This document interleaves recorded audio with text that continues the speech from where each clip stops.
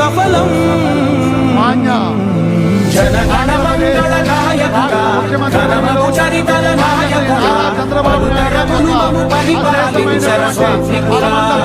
ప్రజల నవయుగమేధుల సైనికుడా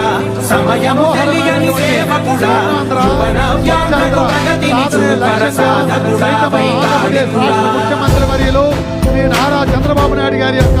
అమోఘమైనటువంటి స్వచ్ఛమైనటువంటి స్వచ్ఛత వైపు ఒక్క అడుగు,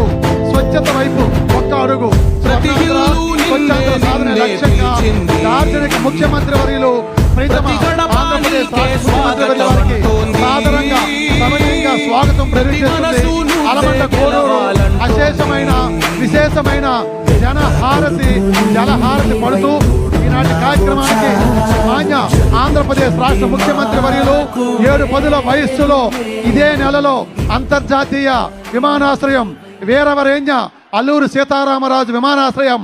విమానాశ్రయానికి ప్రారంభోత్సవం చేసుకొని నేడు అలమండ కోడూరు ప్రజలను ఒక్కసారి మిమ్మల్ని అందరినీ కలిసి స్వర్ణాంధ్ర స్వచ్ఛాంధ్ర సంకల్ప ప్రతిజ్ఞ చేయడం ద్వారా ఆంధ్రప్రదేశ్ రాష్ట్రాన్ని యోగాంధ్రప్రదేశ్గా, స్వచ్ఛాంధ్రప్రదేశ్గా, హరితాంధ్రప్రదేశ్గా సాధించడమే లక్ష్యంగా విచ్చేసిన